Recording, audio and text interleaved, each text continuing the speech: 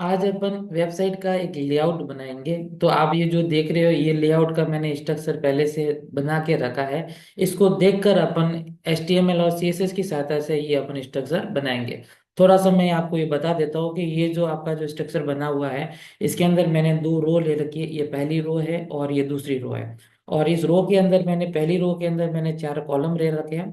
और ये जो सेकंड जो रो है उसके अंदर मैंने दो कॉलम ले रखे हैं। और सेकंड रो के अंदर जो सेकंड जो कॉलम है उसको मैंने क्या कर दिया, दो पार्ट के अंदर रो के रूप में डिवाइड कर दिया।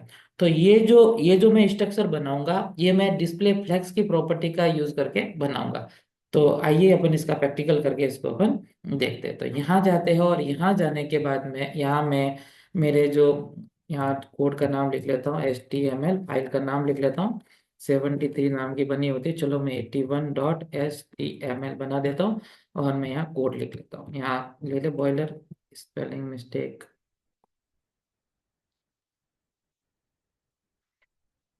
HTML, ठीक है। और ये बना दिया। और बनाने के बाद में यहाँ मैंने बॉयलर प्लेट लेने के बाद में मैं पहले क्या करूँगा कि मुझे सबसे पहले मुझे कंटेनर लेना पड़ेगा। तो यहाँ गया और यहाँ पे मैंने एक कंटेनर ले लिया। कंटेनर लेने से क्या होगा कि मेरा जो स्ट्रक्चर है वो प्री डिफाइंड पता चलेगा कि मैं अगर कोई भी वेबसाइट के अंदर अगर कोई भी डेटा लेता हूँ तो वो डेटा किसी न किसी कंटेनर में होगा। और इसके बाद में एक रो नाम की मैं क्लास ले लेता हूँ। यहाँ गया और यहाँ जाने के बाद में चार मुझे यहाँ पे चाहिए थे, फोर चाहिए थे। तो फोर बॉक्स चाहिए, तो मैं मान लेता हूँ कि यहाँ मैं एक टेस्टिंग पर्पज में मान लेता हूँ कि टू कॉलम ले लेता हूँ। और कॉलम में चार कॉलम ले लूंगा, जिसके अंदर मैं टेस्ट ले लूंगा। ये टेस्ट कोई भी नाम लिख लेता हूँ ताकि मैं इसका ले सकूँ। यहाँ लिख दिया और यहाँ लिखने के बाद में मेरा एक कॉलम, और इसके बाद में फिर ये मेरा दूसरा, और ये तीसरा, और ये चौथा हो गया। ठीक है। और यहाँ मुझे एक कॉलम मुझे चार बना रहे, तो मैं मान लेता हूँ कि मैं अगर 1000 लेता तो मैं 25-25 का बना देता। तो यहाँ गया मैं, और एक यहाँ पे और यहाँ पे, और ये है। इनकी कॉलम की जो साइज है, मैंने मान लेता हूँ कि कॉलम की साइज है, मैं चार ले रहा तो 20 ले लेता हूँ। तो मैं यहाँ 20 ले लेता हूँ, ठीक है। तो ये कॉल 20 नाम का मैंने एक क्लास क्रिएट कर दिया। मैं यहाँ रन करूंगा, तो रन करके अगर देखूंगा तो आपका जो इस प्रकार आपका आउटपुट दिखेगा। अब इसकी अपन CSS अप्लाई करते हैं। तो ये आ गया। अब मैं क्या करता हूँ, कंटेनर लेता हूँ और कंटेनर के द्वारा यहाँ यहाँ लिखता हूँ स्टाइल। ले लिया स्टाइल, लेने के बाद में यहाँ मैं कंटेनर ले लेता हूँ। और कंटेनर लेने के बाद में कंटेनर की जो मैं विथ है, मेरी जो स्क्रीन की साइज है मान लो कि 1200, तो मैं यहाँ 1200 पिक्सल ले लेता हूँ। तो मेरी कंटेनर की विड्थ मैंने 1200 ले ली। मैं इसका बैकग्राउंड कलर भी है वो थोड़ा सा सेट कर लेता हूँ, और मैंने बैकग्राउंड कलर है वो मैंने ये दे दिया, ठीक है। और भी मैं चाहता हूँ इसका थोड़ा सा मैं मार्जिन भी सेट करूँ, तो मैं मार्जिन टॉप बॉटम से मैं ये ले लेता हूँ। और लेफ्ट राइट साइड से मेरे क्या ऑटो हो जाना चाहिए, ताकि लाइन है वो बराबर आ जाए। तो ये मैंने ऑटो लेने से क्या हुआ कि ये वाला और ये वाला जो प्रॉपर्टी है वो क्या होगी, अलाइनमेंट होगी। तो मैंने एक, ये पीछे जो दिख रहा है ये आपका एक कंटेनर है। अब इस कंटेनर के अंदर मैंने ये div ले रखे। अब मैं इन div की सेटिंग चेंज करता हूँ। सबसे पहले तो मैं क्या करता हूँ कि एक मैं रो नाम की क्लास ले लेता हूँ। और रो नाम की क्लास लेने से क्या होगा, यहाँ पे मैं क्या कर लेता हूँ, डिस्प्ले फ्लैक्स कर लेता हूँ। जैसे कि मैंने प्रीवियस वीडियो के अंदर मैंने फ्लैक्स प्रॉपर्टी के बारे में आपको ऑलरेडी बताया हुआ है। जो फ्लैक्स जो प्रॉपर्टी होती है वह खुद के ऊपर अप्लाई नहीं करती, अपने जो चाइल्ड होते हैं उनको क्या करता है, वो साइड बाय साइड ले आती है। तो इनके फ्लैक्स प्रॉपर्टी जो रो है उसके कौन कौन से चाइल्ड है, अभी जो मेरे जो रो है कॉलम 20, कॉलम 20, कॉलम 20 और कॉलम 20। तो इनको अगर मैं जैसे ही अगर मैं डिस्प्ले फ्लैश करता हूँ, मैं सेव करूंगा, तो ये देखो आपके जो है वो साइड बाय साइड आ जाएंगे। अब मैं कॉलम की कुछ मैं विथ है वो डिफाइन कर लेता हूँ। मैंने अभी जो कॉलम ले रखा है वो मैंने 20 ले रखा। तो यहाँ लिखता हूँ मैं कॉलम, एंड देन मैं यहाँ लिख लेता हूँ 20। यहाँ 20 लिख दिया और मैंने यहाँ पे ओपन कर दिया। अब मैं, सीधी सी बात है कि मेरा जो कंटेनर ले रखा वो मैंने 1200 का ले रहा, तो 1200 में मुझे चार बॉक्स चाहिए। तो आप भी बता दो कि कितने कितने की बिल है। अगर 300 भी ले लेते हो तो 300 312 हो जाए। तो 300 भी ले लोगे तो भी बढ़िया, अगर 250 भी ले ले, आपके ऊपर है, आप जैसा लेना चाहो। मैं 300 ले लेता हूँ, ठीक है। यहाँ मैं विथ ले लेता हूँ और मैं 300 पिक्सल ले लेता हूँ। और दैन पे इसका मैं एक बॉर्डर डाल देता हूँ। बॉर्डर में 1 पिक्सल, और दैन पे लिख लेता हूँ मैं सॉलिड, लिख लेता हूँ। यहाँ गया और सॉलिड लिख दिया। अब मेरे क्या हो गया, विथ भी होगी। और अब मैं इसको सेव करता हूँ और मैं देखूंगा तो देखो ये जो आप जो दिख रहे हैं ये आपके विथ के बराबर आ गया। देखो यहाँ पे 300 300 ये बॉर्डर आ गया। अब मैं क्या करता हूँ, इनकी थोड़ी सी हाइट है वो भी मैं दे देता हूँ। तो मैं मान लेता हूँ कि इनकी जो हाइट है वो मैं 200 दे देता हूँ। यहाँ ले लेता हूँ 200 पिक्सल। तो मैं यहाँ कर दिया और ये मेरा बॉक्स बनकर मेरे सामने तैयार हो गया।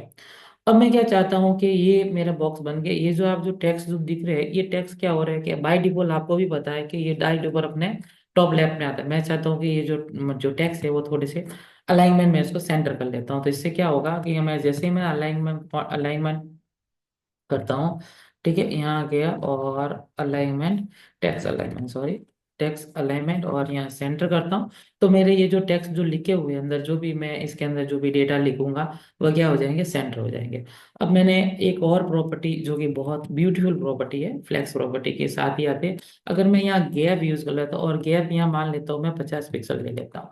देखो 50 पिक्सल होने से क्या होगा, कंटेनर से थोड़ा सा ये बाहर आने की कोशिश करेगा। तो यहाँ देखो, यहाँ 50 पिक्सल आ गए, देखो कंटेनर से बाहर आ गया, क्योंकि आपको भी पता है कि 50 ऐड हो गया। तो मैं ऐसे करता हूँ कि मैंने जो यहाँ इसकी जो विड्थ दे रखी है उसको मैं थोड़ा सा कम करने में अपन को कोई समस्या नहीं है। तो मैं 250 दे लेता हूँ। देखो ये कंटेनर से बाहर अभी नहीं गया। तो मैंने क्या कर दिया, ये चीज होगी। अब आप देख रहे हो कि ये जो बॉक्स आ गया है, मैंने इसके जो टेक्स्ट के अंदर जो डेटा थे उनको मैंने अलाइनमेंट एंटर के द्वारा सेंटर भी कर दिया और ये सारा कर दिया। अब मैं चाहता हूँ कि ये जो है पूरे के पूरे जो बॉक्स होते हैं बराबर बिटवीन आना चाहिए। यानी कहने का मतलब होता है कि देखिए फालतू की जगह छोड़ी हुई है, यहाँ गैप बिल्कुल नहीं है, बराबर सेंटर आने चाहिए। तो उसके लिए फ्लैक्स की प्रॉपर्टी के अंदर एक अच्छी प्रॉपर्टी जिसका बोलते हैं जस्टिफाई कंटेंट सेंटर बोलते हैं। ठीक है, इसको मैं जैसे ही करूंगा तो ये जो आपके जो जस्टिफाई जो कंटेंट करने से सेंटर होने, जो इधर जो स्पेस जो फालतू का लेके बैठा था, इधर था भी नहीं था और इधर ज्यादा ले रहा, तो बराबर जो कंटेंट हो गया इन बिटवीन मिडल आ जाए। यहाँ तक क्लियर है। अब देन मेरा जो नेक्स्ट जो ये देखो ये वाला लेआउट है मैंने बना के रख दिया। मैंने इस प्रकार बनाया, आपको 4 बॉक्स बनाए हैं।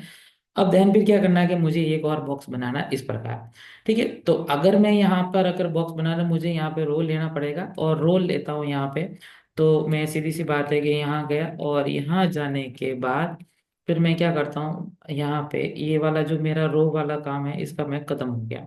ठीक है, मैं कंटेनर के अंदर ही काम करूंगा। मैं एक और रो ले लेता हूँ और रो के अंदर मैं क्या करता हूँ, एक मुझे कॉलम ले लेता हूँ। तो मैं मान लेता हूँ कि यहाँ में जो कॉलम है वो तो देखो ज्यादा ले रहा था, मैं ये पूरा का पूरा 50 ले लेगा। 50 क्यों लिखा मैंने, क्योंकि यहाँ तो देखो अलग अलग रहता है। 50 लिखूंगा तो मेरी जो ये स्क्रीन है ना, ये स्क्रीन मेरे 1200 की, तो मैं ये चाहता हूँ कि ये बॉक्स यहाँ तक, इन दोनों को मर्ज करके यहाँ रखे, यहाँ पे आए। तो इसके लिए मैंने यहाँ कॉलम मैंने क्या कर दिया, 50 दे दिया। कोई प्रॉब्लम नहीं, यहाँ मैं कुछ भी ले लूँ, यहाँ टेस्ट लिख लेता हूँ और इसको मैं सेव कर देता हूँ। अभी मैंने उसके CSS अप्लाई नहीं किए, बाय डिफॉल्ट यही आएगा। यहाँ टेस्ट बीच में क्यों आया, क्योंकि मैंने जस्टिफाई अलाइनमेंट सेंटर कर रखा है।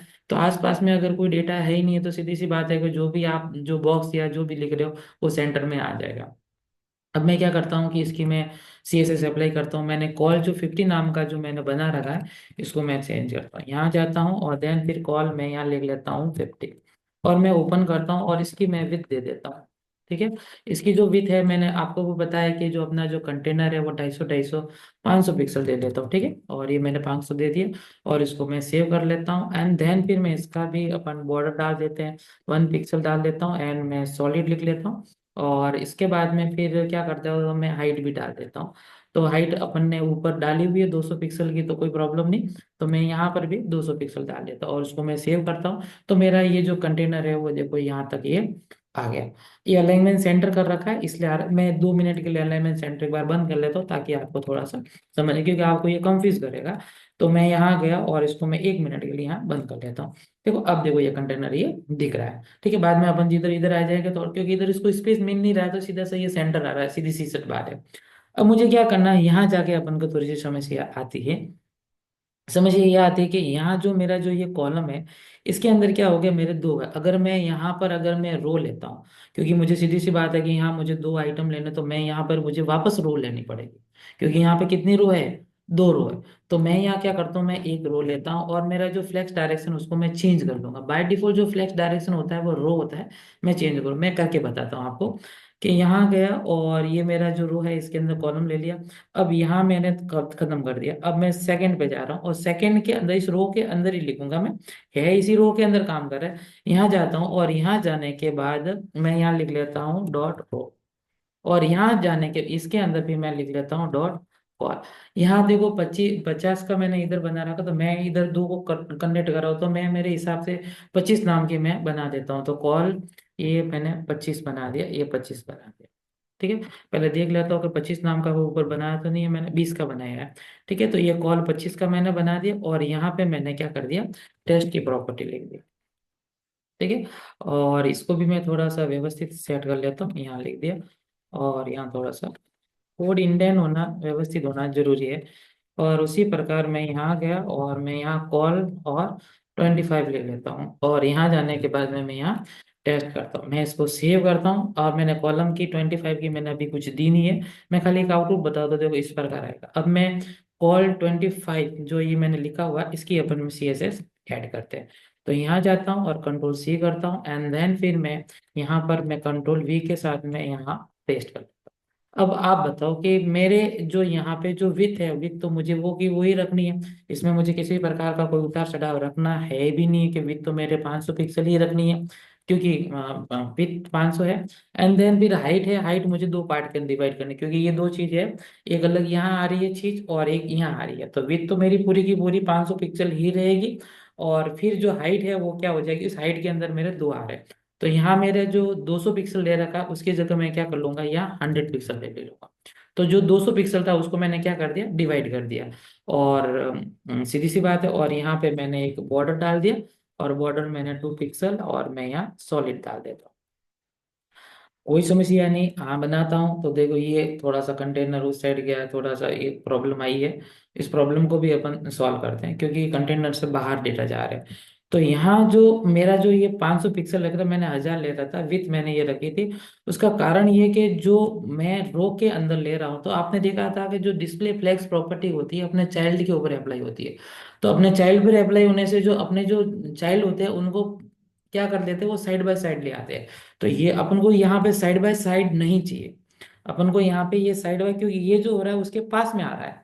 ठीक है, ये आ रहा है इसके पास में, ये आ रहा है, और ये इसके पास में आ रहा है, ये यहाँ आना चाहिए। तो यहाँ आने के लिए एक फ्लैक्स की ही प्रॉपर्टी होती है, जिसका नाम होता है फ्लैक्स डायरेक्शन कॉलम।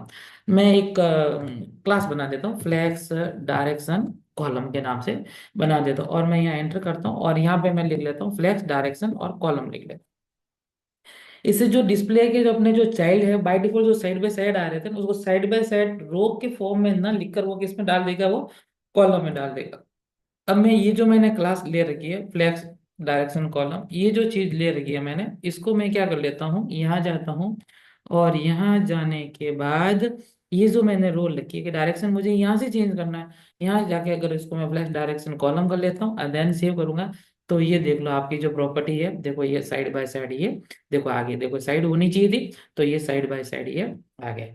अब देखो यहाँ क्या आ रही है कि ये सब रेडी है, लेकिन देखो ये जो गैप है ना, ये गैप हट जाना चाहिए।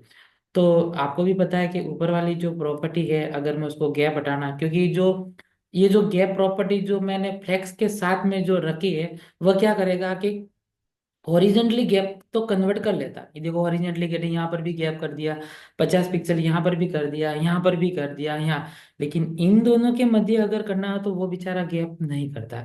तो उसके लिए अपन ने ऑलरेडी पढ़ी हुई मार्जिन प्रॉपर्टी पढ़ी, तो मैं क्यों नहीं ये जो ऊपर वाले जो बॉक्स लिखे हुए हैं, इसका बॉटम के ऊपर मैं गैप मार्जिन डाल देता हूँ, बॉटम। इसका मार्जिन बॉटम कर लेता हूँ, तो सीधी सी बात है कि ये डेटा थोड़े से नीचे की ओर खिसक जाएंगे। तो मैं यहाँ मेरी ये दो समस्या आ रही है, तो मैं क्या करता हूँ कि मैंने जो पहले जो कॉलम ले रखा था, उस कॉलम कौन सा 20 था, एक बार अपन देख लेते हैं। हाँ, 50-50 बता रहा है, हाँ 20 था। तो ये जो कॉलम जो मेरे जो 20 ले रखा है, इसके अंदर मैं क्या करूंगा कि यहाँ गया, और यहाँ जाने के बाद में मैं क्या कर लेता हूँ, यहाँ मार्जिन बॉटम कर लेता हूँ, बॉटम में ज्यादा नहीं, मैं 20 पिक्सल कर लेता हूँ। ठीक है, और इसको मैं सेव करता हूँ, और जैसे ही सेव करता हूँ तो देखो ये जो कंटेंट है ये आ जाए। अब देखो ये थोड़ा सा अटपटे लग रहे हैं, कुछ यहाँ आ रहा है, कुछ डेटा यहाँ कंटेंट दिख रहे हैं, कुछ यहाँ दिख रहे हैं। तो मैं इसको थोड़ा सा और व्यवस्थित कर लेता हूँ, जैसा कि मैंने ऊपर वाले के अंदर किया। अब मैं यहाँ जस्टिफाई कंटेंट वाली जो प्रॉपर्टी है, अभी मैं उसको ऑन कर लेता हूँ, यहाँ गया और इसको मैं ऑन कर लेता हूँ। देखा तो आपने जो कंटेंट है वो बराबर व्यवस्थित फॉर्म में आ गए। अब अंदर जो ये लिखे हुए जो टैक्स है, मैंने अभी आपको बताया कि यहाँ टैक्स प्रॉपर्टी किसके द्वारा आती है, टैक्स अलाइनमेंट। तो क्यों नहीं मैं यहाँ पर भी जो मैंने जो टैक्स अलाइनमेंट जो दे रखा है, तो ये की ये चीज मैं यहाँ पर भी अप्लाई कर लेता हूँ, तो यहाँ मैं टैक्स अलाइनमेंट लिख लेता हूँ।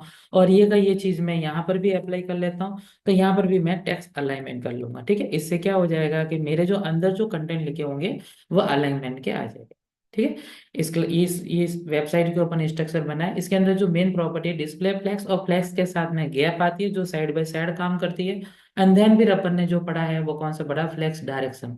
तो बाय डिफॉल्ट अपन चाहे तो फ्लेक्स डायरेक्शन के द्वारा अपने वैल्यू को अपन क्या कर सकते हैं, साइड बाय साइड न लाके उसको कॉलम बाय कॉलम भी ले सकते हो। तो फ्लेक्स डायरेक्शन की प्रॉपर्टी बाय डिफॉल्ट रो होती है, तो अपन उसको जाके चेंज कर सकते हैं।